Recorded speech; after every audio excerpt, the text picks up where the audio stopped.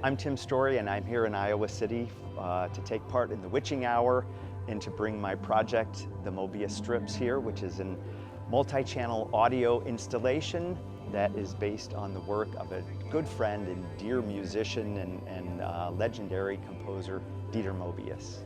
One of the ideas of this and presenting it in a sort of quasi-live situation was to allow collaboration. Moby was a prolific collaborator. At least half of his albums are collaborations with other people. His greatest work usually is considered his work in cluster, a duo, Harmonia, and many collaborative albums. So we wanted to honor that idea of collaboration by inviting people that were both contemporaries of his, worked with him.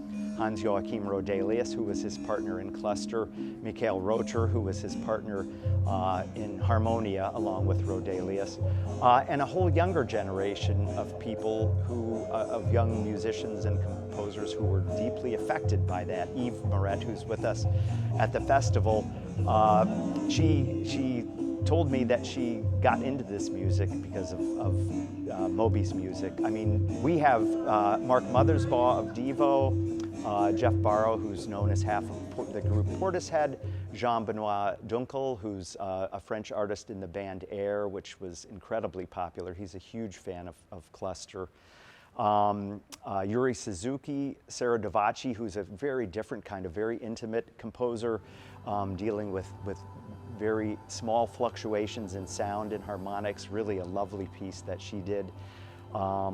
Yuri Suzuki, who's a world-renowned audio designer who's made many fascinating audio spaces for public and community places, very playful. I'm forgetting some. Oh, Phew, a Japanese artist that Moby worked with, a very experimental artist who's still working today. She has a new album out within the past few months on mute.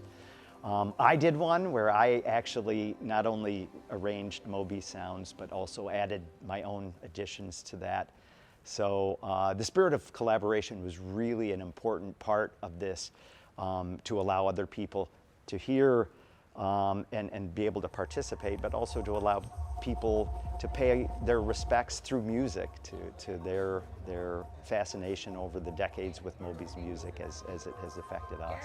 It's just an 8-channel array of music, and people are encouraged to explore the sound space. They'll be able to hear the individual layers that me as a composer and Moby as a sound designer and creator of music constructed, and they'll be able to experience this in a performative way. They get to be, in a way, the performer, the author of their own experience by the way they move around it. It's a very natural way to experience sound. It's coming from all directions, from 8 directions at once.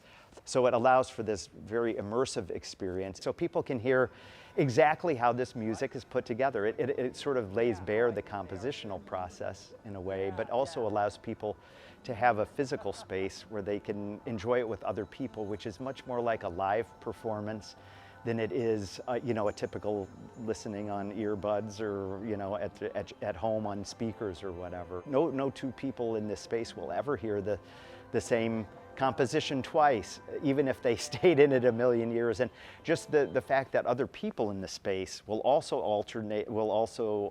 affect the sound if somebody's walking in front of one speaker. So it's this sort of live interaction of events that create a unique experience that listeners are allowed to create for themselves.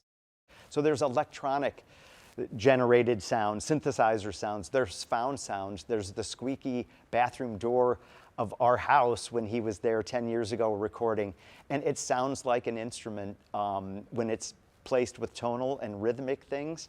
One reviewer of this, we just got a review of the audio recording of Moebius Strips, and they were saying something about this great saxophone solo, which is actually the squeaky door of our bathroom.